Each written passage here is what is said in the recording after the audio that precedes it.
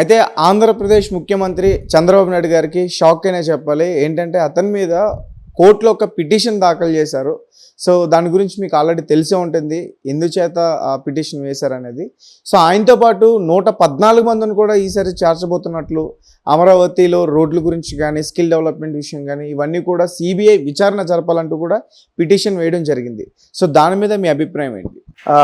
ఈ వార్త నిజం. యాక్చువల్లీ నిన్ననే ఒక ప్రైవేట్ పిటిషన్ వేశారు హైకోర్టులో. చంద్రబాబు గారు, ఆయన సహచర మంత్రులు లైక్ లోకేష్, అచ్చెన్నాయుడు, దేవినేని ఉమా, నారాయణ, వీళ్ళందరి పైన, వీళ్ళతో పాటు 114 మందిని ప్రతివాదులుగా చేరుస్తూ ఒక పిటిషన్ని దాఖలు చేశారు. అయితే ఈ పిటిషన్ జగన్ తరపున వైసీపీ వాళ్ళు వీళ్ళు ఎవరో వేయలేదు. ఈసారి ఏంటి అంటే అక్కడ లోకల్లో స్వర్ణాంధ్ర పత్రిక ఎడిటర్ బాలగంగాధర్ తిలక్ గారని ఆయన వేశారనమాట. ఇది ఒక ప్రైవేట్ పిటిషన్.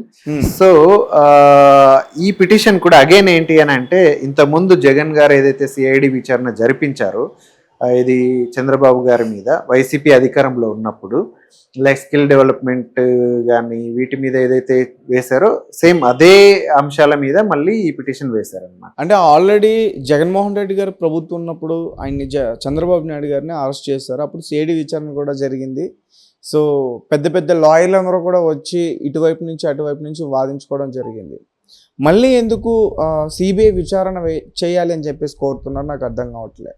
అయితే ఇక్కడ ఏంటి అంటే ఎవరైతే పిటిషన్ వేశారో ఆయన ఏం చెప్పారు అని అంటే, ఇప్పుడు సేమ్ అగైన్ తెలుగుదేశం ప్రభుత్వమే ఉంది, చంద్రబాబు గారే ముఖ్యమంత్రిగా ఉన్నారు కాబట్టి సిఐడి విచారణ ఆల్రెడీ జరుగుతూ ఉంది కదా.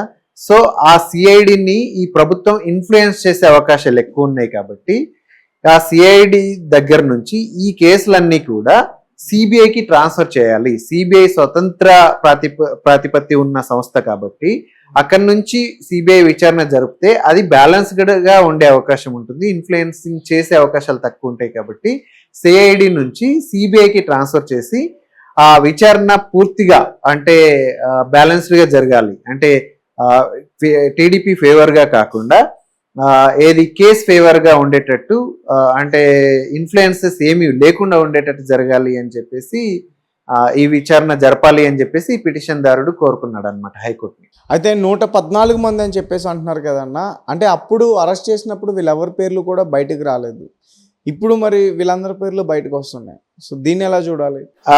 అయితే ఇప్పుడు ఏంటి అని అంటే, అప్పుడు స్కిల్ డెవలప్మెంట్ దాని మీద ఎక్కువ నడిచింది.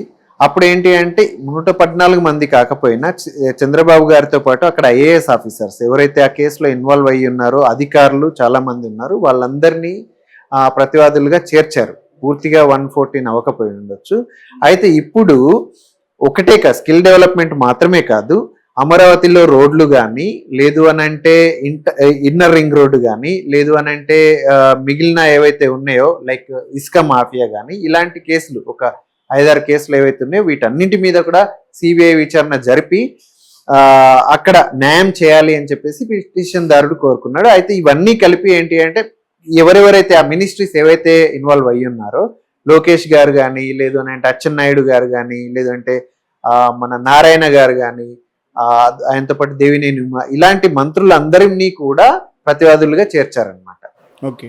సో ఇది ఇంత ముందు నుంచి కూడా ఉంది. అప్పుడేంటి అని అంటే జగన్ గారు పర్టికులర్గా స్కిల్ డెవలప్మెంట్ కేసుని మాత్రం ఎక్కువ ఫోకస్ చేసి చంద్రబాబు గారిని ఎలాగైనా అరెస్ట్ చేయించాలి అని చెప్పేసి ఆ ఒక్క కేసుని మేజర్గా ఫోకస్ చేసి ఆయనని అరెస్ట్ చేయించారు. అక్కడ విన్ అయ్యారు ఎవరు, జగన్ గారు. కాబట్టి దానివల్ల మిగిలిన కేసులన్నీ కూడా కొంచెం వీక్ అయిపోయినాయి. అంటే ఈ పిటిషన్ మరి ఉంటుందా, న్యాయం జరుగుతుందా? మరి ఎవరైతే పిటిషన్ వేశారో ఆ వ్యక్తికి, పిటిషన్ వేసిన వ్యక్తి అయితే నాకు న్యాయం చేయండి అని, రాష్ట్రానికి న్యాయం చేయండి, రాష్ట్ర ప్రభుత్వం 2014 నుంచి 2019 వరకు అధికారంలో ఉన్నప్పుడు ఇలాంటి స్కామ్స్ అన్ని చేసింది.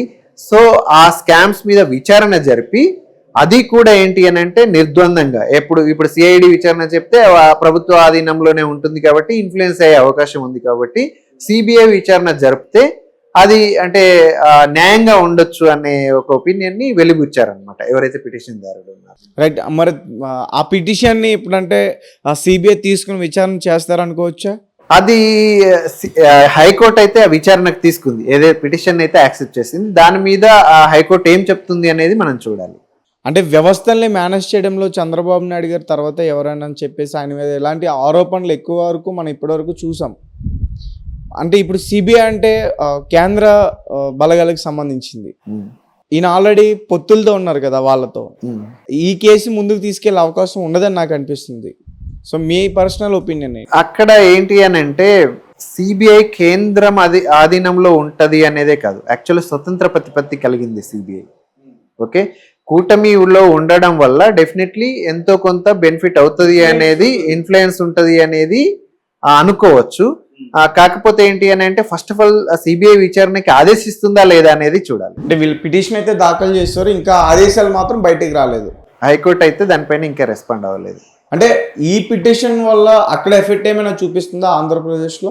ఆంధ్రప్రదేశ్లో ఎఫెక్ట్ అంటే ప్రభుత్వం మీద అంటున్నారా? ప్రభుత్వం మీద. అంటే ఈ పిటిషన్ ని ఒకవేళ సిబిఐ టేక్ ఓవర్ చేసి ఒకవేళ విచారణ జరిపి దాంట్లో ఏదైనా నిజాలు బయటపడి చంద్రబాబు గారి అరెస్ట్ జరిగితే అక్కడ ప్రభుత్వం కూలిపోతుందా అనే ఒపీనియన్ ని మీరు అడుగుతున్నారు కదా. సో ఇలా చూడాల్సి వస్తే అక్కడ ప్రస్తుతం మీరు అంటే అంతకు ముందు జగన్ గారి గురించి మనం ఆలోచిస్తే జగన్ గారి మీద ఆయన ప్రభుత్వం ఏర్పరిచే కంటే ముందే ఈడీ విచారణలు జరుగుతూ ఉన్నాయి. ఎవ్రీ ఫ్రైడే ఆయన కోర్టుకి అటెండ్ అవ్వాల్సిన పరిస్థితి ఉండింది ఆయన ప్రభుత్వం ఏర్పరిచే నాటికే. ఆయన ఆ కేసులు ఉన్నా కూడా ఆయన ప్రభుత్వాన్ని ఏర్పరిచాడు, 5 years ప్రభుత్వాన్ని నడిపాడు. అవును, ఇప్పటికీ ఆ కేసు విచారణలు జరుగుతూనే ఉన్నాయి. అదేవిధంగా చంద్రబాబు గారు అధికారంలో లేనప్పుడు జగన్ గారు అధికారంలో ఉన్నప్పుడు ఆయన మీద కేసులు వచ్చినాయి. అది కూడా ఏంటంటే జగన్ గారు చాలా లేట్ చేశారు. యాక్చువల్లీ ఏంటంటే ఆయన ప్రభుత్వాన్ని ఏర్పరిచిన వెంటనే కేసులు పెట్టలేదు, చాలా లేట్గా ఆల్మోస్ట్ 3-4 years తర్వాత ఆయన కేసులు పెట్టాడు చంద్రబాబు మీద. ఒకవేళ ముందే పెట్టింటే ఈ పాటికి విచారణ వేగంగా జరిగి అవేమన్నా నిరూపితం అయ్యి వాటికి ఏదన్నా రిజల్ట్ వచ్చి ఉంటే ఏమన్నా అంటే ఈ గవర్నమెంట్ మీద ఎఫెక్ట్ ఉండేదేమో అని అనుకునే వాళ్ళం. ఇప్పుడు చంద్రబాబు గారు అధికారంలో లేనప్పుడే పూర్తిగా విచారణ జరగలేదు. అలాంటిది ఇప్పుడు జరిగితే ఆయన అధికారంలో ఉన్నాడు, ఎంతో కొంత ఇన్ఫ్లుయెన్స్ చేయగలుగుతాడో లేదో మనం చెప్పలేము. కానీ ఒకవేళ విచారణలోకి తీసుకున్నా కూడా విచారణలు మొదలవ్వాలి, దానిపైన వాదనలు జరగాలి, అవి నిరూపితం కావాలి, అవన్నీ జరిగి ఇదంతా అయ్యేసరికి ఖచ్చితంగా మళ్ళీ 5 సంవత్సరాలు గడిచిపోతే కొత్త ప్రభుత్వం వస్తుంది. ఎగ్జాంపుల్గా మనం జగన్మోహన్ రెడ్డి గారి గురించి మాట్లాడుకుంటే ఆయన మీద ఉన్న కేసులు ఆయన ప్రభుత్వం వచ్చిన తర్వాత 5 ఏళ్ల నుంచి కూడా ఎవరైతే ప్రత్యర్థులు ఉన్నారో ఎక్కువగా వాటి గురించి మాట్లాడటమే మనం చూసాం. అంటే ప్రభుత్వ పనితీరుపై కాకుండా ఆయన పర్సనల్ విషయాల మీద. ఇప్పుడు వాళ్ళు అపోజిషన్లో ఉన్నారు, చంద్రబాబు నాయుడు గారి మీద ఈ కేసులన్నీ వచ్చినాయి. సో వీటి గురించి 5 years కూడా మాట్లాడతారనుకోవచ్చా? అలాంటిదే జరిగితే ఆంధ్రప్రదేశ్ ప్రజలు నష్టపోతారని చెప్పొచ్చు. ఎందుకంటే ఈ విచారణ వాళ్ళు వాదిస్తే ఒకవేళ ఈ విచారణ కొంచెం వేగవంతమయ్యే అవకాశాలు ఉన్నాయి.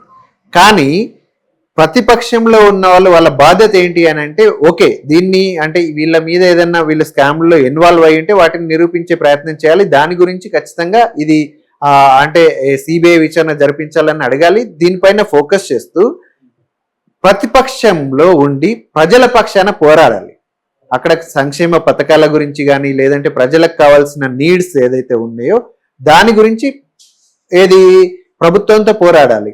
వాటి మీద ఫోకస్ తక్కువ చేసి దీని మీద ఫోకస్ చేసిండ్రు అనుకోండి, ఖచ్చితంగా ఏంటి అని అంటే ఇప్పుడు చంద్రబాబు గారు కన్వీనియంట్ గానే ఉంటారు, కంఫర్ట్ గానే ఉంటారు, బికాజ్ ఆయన అధికారంలోనే ఉన్నాడు కాబట్టి.